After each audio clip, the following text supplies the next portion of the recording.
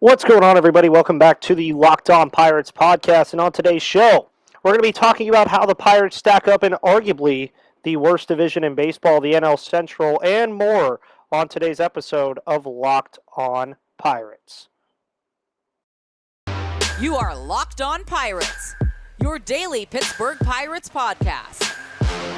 Part of the Locked On Podcast Network, your team every day.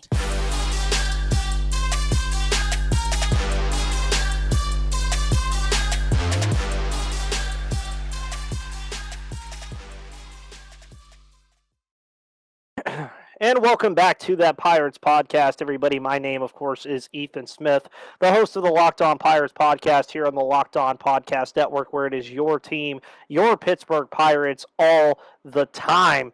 And guys, thank you for tuning into the Locked On Pirates podcast, all as you always do here on YouTube, Spotify, Odyssey, Google Play, or wherever or however you listen to this podcast. Thank you. It means a lot. Happy St. Patrick's Day for the entire week. As you see, I'm already kind of decked out in my green and my beads and all that other good stuff. And on today's show, I figured let's talk about how the Pirates stack up in the NL Central. And when you're talking about the NL Central, as you heard me in the intro, it's a division that's going to be very interesting in 2023 for a lot of different reasons. I think when you look at it overall, there is a sense of, okay, we know the Cardinals are going to probably win the division unless some unforeseen things happen, like Paul Goldschmidt and Nolan Arenado hit a wall or a bunch of other things. Today's episode, by the way, brought to you by a wonderful new sponsor that I will be talking about later, Ultimate Baseball GM. If you listen to some of the Locked On podcasts, you've probably heard about Ultimate GM on other shows, such as Locked On Steelers with Christopher Carter. So we will be talking about that a little bit later. But back to the point I was making. You look at the NL Central, obviously we know who the teams are. You got the Cardinals, you got the Pirates, you got the Brewers, you got the Cubs, and you got the Cincinnati Reds. I would say that there's probably two inevitabilities with this division heading into 2023. The first being that the Cardinals are going to probably win the division. As I mentioned just before I was talking about Ultimate GM, the Cardinals are probably going to win the division. And, I mean, you look at the roster that they've constructed with Nolan Arenado and Paul Goldschmidt. They add Wilson Contreras over the offseason. They have Dylan Carlson. They have a young stud in Jordan Walker who's going to eventually make his way to the Major League roster. You have Lars Nootbaar. You have a lot of stuff going on in St. Louis. Then you have a team like Milwaukee, who obviously was not what they wanted to be last year. They kind of fell off a cliff, missed the playoffs. You, of course, had the Corbin Burns discourse this offseason with the arbitration hearing. You have a team like realistically banking on how Christian Yelich plays, and it's a team that has talent around it, but is it going to come together for that team to stick together? I would say probably no. So you really have to look at that team throughout the year and see what pieces end up going out of Milwaukee. And then, of course, you have the Chicago Cubs, who their two big moves, or three big moves, if you want to consider it in Pittsburgh, were Cody Bellinger, Dansby Swanson, and Jamison Tyone all coming to Chicago to play in Wrigley. The Cubs, it's really going to be all their pitching. I think it's going to be something that you have to look at with that team and have major concerns with. You have Marcus Stroman, you have Kyle Hendricks and Jamison Tyone. What do you have after that? That's going to be their biggest question. And then you have the Cincinnati Reds, who are a lot like the Pirates of last year, who are furthering their youth movement with Tyler Stevenson, with the eventual appearance of Ellie De La Cruz, with Jonathan India, with Hunter Green, with Nick Lodolo. There's a lot going on in Cincinnati as well. Then you get to the Pittsburgh Pirates, our team, the team that I cover all the time here in the Locked On Pirates podcast. How do they stack up in this division? What do you look at here? Where are the spots that you look at as a Pittsburgh Pirates fan where you think you could look at the rest of the division and say, oh, we stack up pretty well here, but we don't stack up as well here? And that's what this entire show is going to be about today. And by the way, we are live on YouTube and Twitter, so make sure you come on by. Of course, your new comments, and we'll display over there, and any other things that you guys want to say to me and any comments that you may have. But I am going to start with a poll that I had on today's show. I did ask, going live at 5:30 today, which we are, for today's poll, Where do you see the Pirates finishing in the NL Central standings? I did not include first place because I do not think in any realm or possibility that this Pittsburgh Pirates team finishes first place in the NL Central. I mean, everything would have to go right. We're talking Mitch Keller being a Cy Young candidate. We're talking about Roansy Contreras having a major breakout season. You're having Brian Reynolds probably in the MVP conversation. Brian Hayes hitting in the 290s. O'Neal Cruz breaking out. There's a lot of factors that would go into that would ultimately lead to the Pirates being the number one team in the division. I just don't really see it happening, and I don't think we should see it happen. So the options, of course, here were second place, third place, fourth place, and last place. So second place had 16% of the votes, and when you look at second place as an opportunity for this Pittsburgh Pirates team, you look at a lot of factors that don't really play into the Pirates' control, more of the control of what these other teams in the division do. As I've mentioned, the Cardinals are going to win the division. I just think that. I think most people in baseball think that. I would think most of the Locked On hosts would think that, and I know JD Haffron of Locked On Cardinals thinks that. So you're looking at their main challengers, and I guess your main challengers to first place would be the Brewers and Chicago. But for Chicago to really challenge for the division, it's one of those things where you're like, okay, how does this really work out for Chicago? Does Cody Bellinger get back to MVP form? Does Dansby Swanson become one of the top shortstops in all of baseball, which he already is up there, but does he cement himself as a top 3 shortstop? There's so much that would have to happen there. For Milwaukee, though, I think they're kind of the wild card there, and if the Pirates can finish in second, and again, 16% of you guys that voted think that the Pirates could finish second.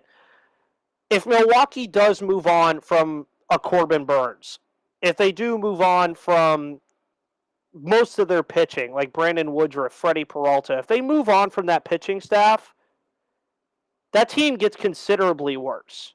And you've already seen them move on from Josh Hader. You've already seen them move on from Colton Wong, so thank God Colton Wong is out of this division. I know most NL Central teams are like, thank you, finally, and I know Pirates fans especially are very happy about Colton Wong no longer being in the NL Central. If Milwaukee does sell off their team at the trade deadline, there is a real chance that this Pirates team could finish in second place. Now, there's a lot of things that would take. You're talking about the pitching staff staying healthy and playing up to par. You're talking about the bullpen doing the same and them not missing Harleen Garcia more than I expect them to. You're talking about Endy Rodriguez probably coming up here and making an impact, and a lot of these rookies making instant impacts on this team. So you guys voted 16% at second place. I will get into the rest of the poll here in just a moment, but I do want to let you guys know about one of our wonderful new sponsors, and that is Ultimate Baseball GM. You guys can see it right there on the bottom of your screen here on YouTube if you're live here on YouTube. Ultimate Pro Baseball GM. Download the app or go to probaseballgm.com to get a 100% free boost when you use the promo code LOCKEDON in the game shop. Have you ever dreamed of becoming an MLB general manager, managing your professional baseball franchise? Well, your dream can come true, and this game is definitely for you. Manage every strategic aspect of your team, play through the season, and lead your team to glory. You're responsible for hiring the right coaches and staff, managing team finances, scouting and drafting players, managing difficult personalities, navigating your franchise through free agency, and all the ups and downs of a season. All of this in a challenging and realistic game world. Ultimate Baseball GM is completely free and playable offline. You can play on the go as you want and when you want to. There's a lot of reasons, by the way, that I downloaded this game. One, because they're one of our new sponsors. Two, because it's just freaking awesome. I have a lot of fun actually building my team. You usually start with a pretty bad team, and then you're sitting there and you're building up through your draft capital, you're building up through your coaching, you're finding out the right schemes to use, and it's really, really fun and really, really challenging. I've still yet to win a World Series. So can you beat me? Well, Locked On Pirates listeners get a 100% free boost to their franchise when using the promo code Locked On in the game store, so make sure to check it out. To download the game, just visit probaseballgm.com, scan the code on your screen or there on the website, or look it up on the app stores. That's probaseballgm.com, Ultimate Baseball GM. Start your dynasty today. Welcome back, of course, to the Locked On Pirates podcast, everybody. Again, I hope you guys are all having a phenomenal Tuesday, March 14th, and we're talking about your poll answers to how the Pirates stack up in the NL Central this year in 2023. 16% of you voted in second place, and to kind of reiterate my point to the beginning, second place is difficult but doable based off of factors that the Pirates do not have in their control. So then you guys voted last place at 9%. I will address that right now. With Cincinnati being in this division, in the state that franchise is in, with what we've seen, it would take a lot, and I mean a lot, for the Pittsburgh Pirates to finish in fifth place in 2023. On paper, they're a better team than the Cincinnati Reds. They have a lot going for them offensively heading into this year. The Reds do not. And really, the Reds are just banking on young guys making an impact immediately, much like the Pirates have done the last couple years. So I don't think last place is something you would see from the Pittsburgh Pirates. Now, fans, we usually think in a way of negativity, because this team, since 2015, has not really given us a reason to think positively until this year, where it appears that they are taking steps in the right direction and attempting to put a good team on the diamond. So 33 of you presented me with a fourth place finish. Now, fourth place is obviously more in the realm of possibility than last place, in my opinion. And Real 412 says, think we will have a good offense, just worried about our pitching. That is a big thing that I am worried about as well. It also says that he thinks we should be between second and third. But 33% voting fourth, I'm not going to necessarily say that it's not wrong, because there is a world where the Cubs outplay Pittsburgh, and there is a world where Milwaukee doesn't sell off all its talent and doesn't fall off a cliff, and that would put the Pirates in fourth. But Milwaukee, when they sell off those players that I mentioned earlier, like Corbin Burns and Freddie Peralta, Brandon Woodruff, and other guys, they're going to take a nosedive. That team is dependent on its pitching. No, nothing more, nothing less. But even then, Milwaukee could only fall to third. So it really becomes, to me, a numbers game between Pittsburgh and Chicago, where the Cubs, yes, they made some flashy offseason moves. They bring in Bellinger, they bring in Swanson, they bring in Taillon. They already have guys like Christian Moriel. They move on from Jason Hayward finally. They still have Ian Happ. They still have Nico Horner. They still have Patrick Wisdom. There's things to like there. Does Chicago put it all together, though? I think that's the biggest question. And it could be the same thing with the Pittsburgh Pirates. Do they put it together enough to finish ahead of the Cubs? Do they do enough to finish ahead of the Brewers? And for the sake of thinking about it, do they do enough to finish ahead of the Reds? These are all valid questions to ask if you're wondering on where this team is going to finish in the NL Central. And with 33% of you thinking fourth place, it's possible. But even then, I think you're talking about a 70 to 73 win season at that point, which is a clear improvement from what we've seen from this team the last couple of seasons. For me, fourth place does feel kind of disappointing if that's where the Pirates do finish. Just based off of this division, you look at the other divisions in baseball, like the NL and AL East, powerhouses right now. The AL West, you have Houston, Houston, the Rangers, and the Mariners, and even the Angels. The NL West, I mean, you have the Dodgers, the Padres, the Giants are always sneaky, and the Diamondbacks could be a sneaky team this year. But then you look at both Central divisions, man, and they're just not good at all.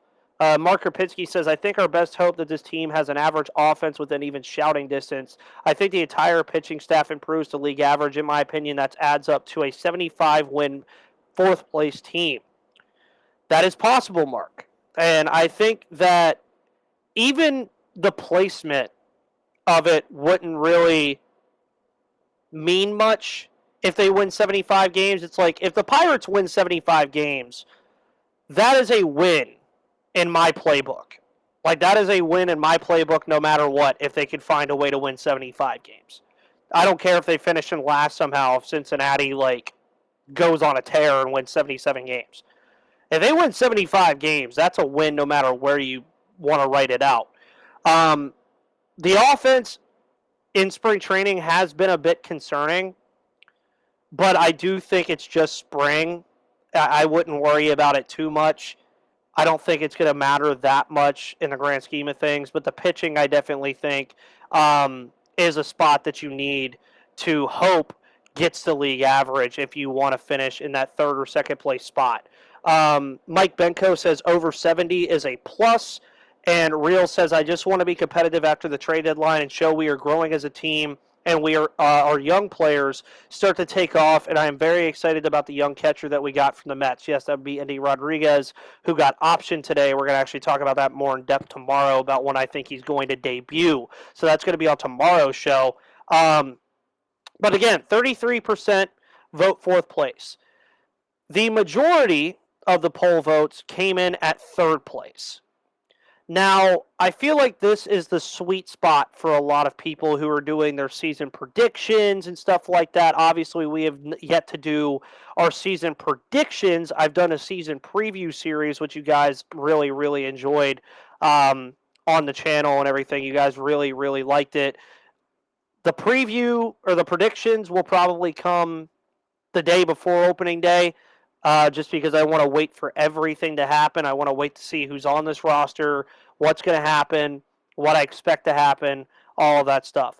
But when we're talking about third place, I think you can get more into the realm of possibility with things when you're talking about a third place baseball team for the Pittsburgh Pirates. You look at the things I've mentioned already.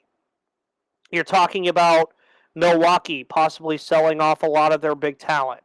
You're talking about Chicago and the questions surrounding if Cody Bellinger is going to return to any good form, if Jameson Taillon is going to be enough to reinvigorate a crap pitching staff, in my opinion, a bullpen that needs desperate help, the loss of Wilson Contreras. I mean, there's a lot that has to get put together for Chicago to do this. Cincinnati's not going to finish that high either. They're in a full rebuild. So at that point, by proxy, you can kind of place the Pittsburgh Pirates in third. And you guys, 42% of you, think that this team could be a third-place team. I think that with the options that I gave, second, third, fourth, and fifth, I think third is where the most comfortability comes in, where you could predict that and people would be like, okay, 75 and 87 could probably be third place in this division. But is it where I think the Pirates are going to finish? It's very hard to predict. And I'm not going to predict it today. But it really just depends on how the lay of the land in the NL Central goes. Right now, if the Brewers were to sell off Burns, sell off Woodruff, sell off Peralta, or even keep one of the three, you can make the argument that the Pirates have the second best pitching staff in this division. And that's saying a lot. That's saying a lot. But those are your answers to the poll question. We're going to get a little bit into more positional breakdowns here in just a moment. But before we do that, I want to let you guys know about the wonderful people over at FanDuel Sportsbook. Make every moment more at FanDuel.com/LockedOn. March Madness kicks off tonight. It's one of my favorite events of the sports calendar. And, of course, you can bet on it over at FanDuel Sportsbook.